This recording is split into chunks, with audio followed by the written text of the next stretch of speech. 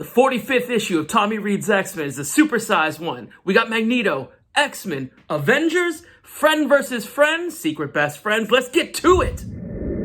Tommy Reed's X-Men, Tommy Reed's X-Men, it's cool. What's going on? It's your boy back at you again with another Tommy Reed's X-Men. Today, we're reading X-Men number 45 from June 1968, written by Gary Friedrich with art by Don Heck. This one is called When Mutants Clash!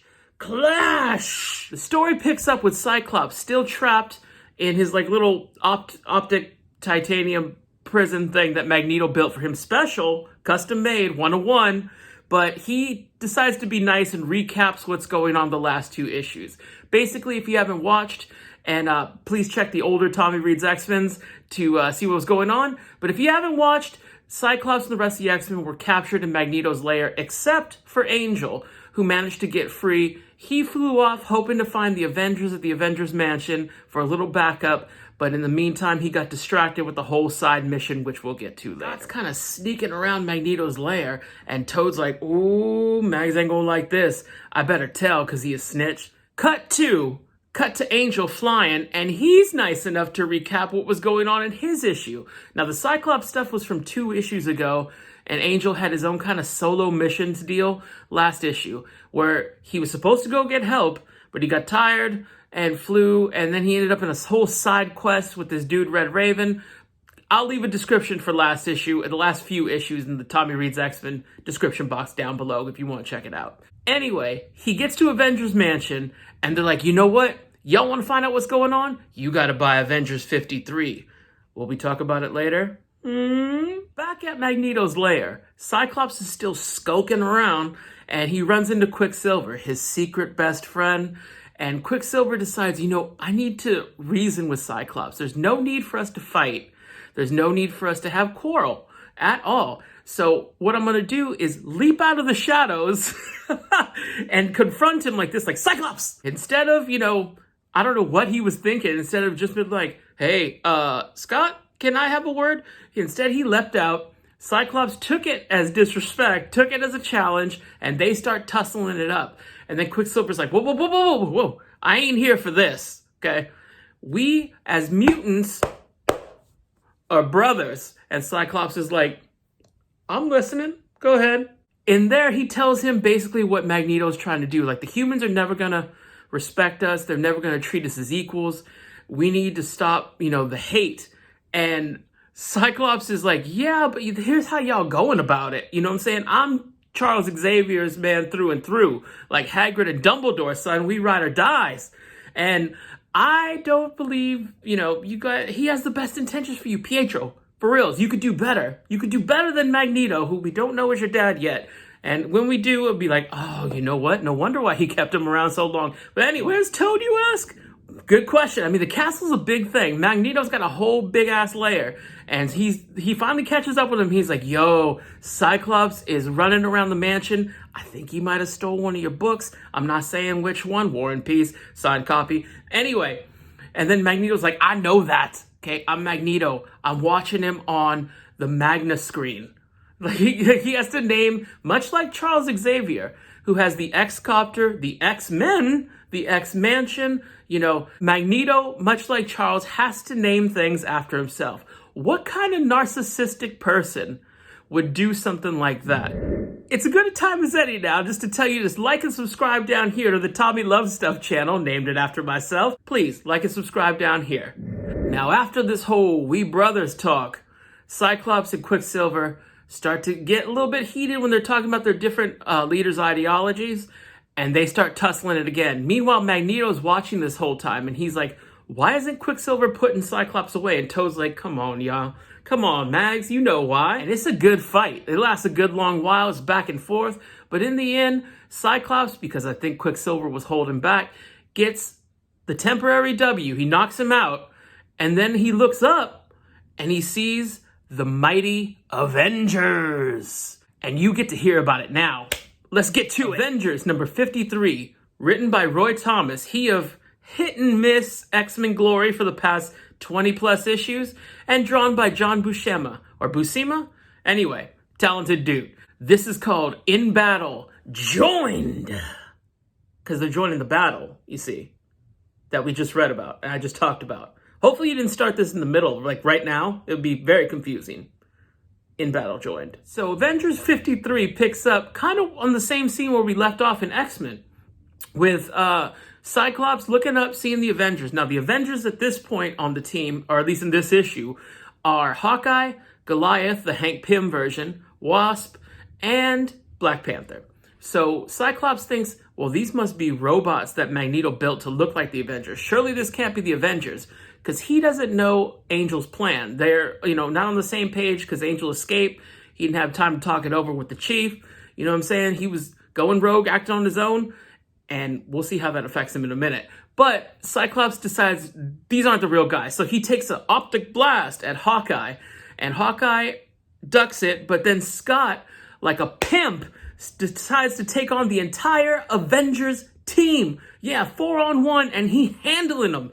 Our boy is representing for the X gene, representing for mutants. What's up, Scott? You doing good? The issue says, you can't have this much excitement so early. What's wrong with y'all? So we cut back a couple hours to when Angel makes it to Avengers Mansion. He flies right in, seemingly has no problem with their defenses, and they're like, oh, Angel from the X-Men, this teenager, what do you want, son? And because they're real old, apparently, I don't know. They look like maybe they were supposed to be in their, Hank and Wasp probably in their 30s. But like T'Challa and Hawkeye looked fairly young. Anyway, that's besides the point. Because they call each other Sonny and Lad in this thing all the time. So, Angel's like, blah, blah, blah, Mags, layer. And he's giving them the whole spiel. And they're like, oh, well, what a coincidence. We're looking for Magneto too. Why don't you take us to his lair and we'll help you out? And he's like, cool. So trusting. So once we get there to Magneto's lair, they take the Quinjet or whatever. They don't make Angel fly alongside, which would have been a jerk move. But the Avengers do turn into jerks. Make no mistake, because here's what they do. They get there and they're like, oh, thanks for leading us to the lair. All mutants are probably in cahoots together, so we're going to tie you up, Angel, and leave you here on the jet so you won't cause us no problems. What? What? Y'all supposed to be understanding superheroes and this how you do mutants? Magneto's right. Y'all know it. I know it. So that brings us back to the beginning of the story. Or I guess it's the end of the story for X-Men. Beginning of the Avengers. Y'all know what I'm saying. So Scott takes the shot at Hawkeye. And then Hank Pym, a known jerk, look it up in the comics. The guy's horrible. He's a monster. Anyway, I do not like Hank Pym at all. The fact that they're naming some kind of food thing in Disneyland over him, whatever. That's a side rant for another video. But Hank Pym makes some kind of snippy comment at Hawkeye, like that, like a real jerk that he is. And instead of fighting the X-Men, Hawkeye, boom, gives him a two-piece. And the Avengers start fighting each other instead of the X-Men. And Cyclops, who's the only one in the room at the time, is looking like, y'all need to just leave. Clearly, you have issues, and don't bring y'all nonsense into my fight, okay? I assume you're real, but even the robots have issues? I don't know. I don't want any part of this. Optic blast. While the Avengers are tussling with each other, that was a pretty good impression, right? Anyway, while the Avengers are tussling with each other, Scott takes his time to free the X-Men. Now, Toad's freaking out like, oh, Master, the X-Men are getting free. And he's like, shh. Magneto, remember this. And he hits some weird lever, and the machines that have been like whirling or whatever on him, that have been keeping him prisoner, were brainwashing him, just like Carlos Blanca in Street Fighter. And now they doing the work for Magneto. And it's Avengers versus X-Men for a couple pages. They're tussling it up. And because it's the Avengers book, let's not count our boys out, our boys and girl out. Because it's the Avengers book, the Avengers handle the X-Men pretty easily. Now, I don't think they've been a team. Certainly not as long. The Avengers are always changing, whatever. None of the original members were in there. That's what I'm saying. But the X-Men, it would have been at least a little less one-sided. Because that's the way it was. Now, Roy Thomas showing his favoritism for the Avengers. Whatever, I'm glad he's not writing X-Men anymore. His stuff was hit or miss. Angel, who got free somehow, we don't know how, they don't say, decides to destroy Magneto's machine, and the X-Men are freed, and they're like, oh, we were brainwashed, and the Avengers, who, are still arguing with each other, kind of, are like, oh, well, okay, that makes sense. Then it's the Avengers and X-Men versus the Brotherhood. Toad decides, you know what? Screw this. We're outnumbered. He's got an escape ship. He tells Quicksilver and Wanda, the Scarlet Witch, like, come on, let's get out of here. And they're like, cool, cool. So they fly off. Magneto is last, and he flies up to him. And Toad has himself a good old-fashioned wrestling heel turn, even though he was a heel, but another heel turn, and turns on Magneto, kicking him out of the plane. Mags falls into the water. We see his helmet floating near the rocks. Is he dead? Question mark. We don't know. The island is self-destructing. It blows up, but our heroes are all safe to fight another day. Woo! Woo! What an action... You know what? I'm going to save it for final thoughts. Woo! I'm going to save it for final thoughts. Let's get to the backup story, unfortunately. The backup story, back in X-Men 45, is still with Iceman. It's called And the Mob Called Vengeance. Now, Bobby's in jail. If you hadn't read last issue, check it down there for the link. If you haven't read last issue, Bobby's still in jail for being a mutant because the townsfolk are horrible. Scott reads about this and tries to bust him out of jail. Now, he's like, nah, I ain't going with you, dude, with a weird costume.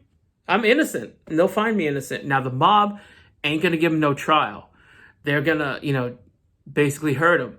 And so Scott knows this. He could see it.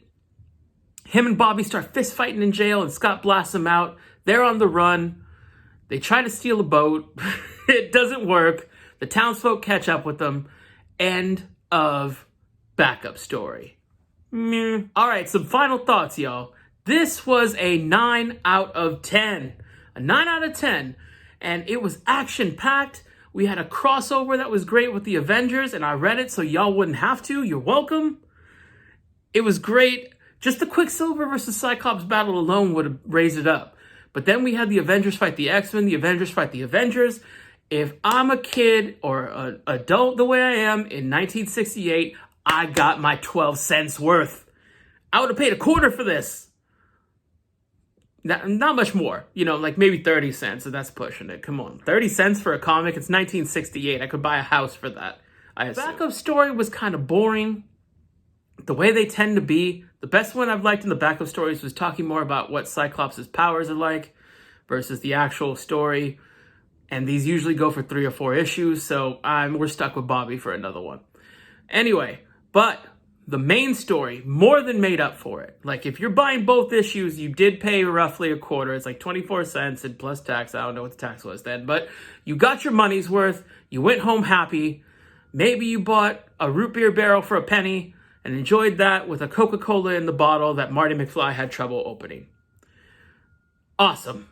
9 out of 10. If you like what you're seeing or are mildly entertained, like and subscribe down here, hit that bell notification in the corner, and do your boy a solid. Let people know about the Tommy Love Stuff channel, YouTube's best kept secret.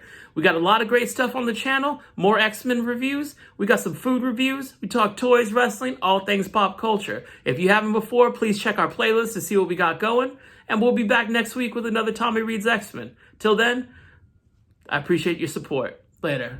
Want any part of this? Optic Blast. When I woke up today, did I think I would be wearing a piece of foil on my face for this bit? Yeah, actually I did because I made the foil yesterday, but still. All right.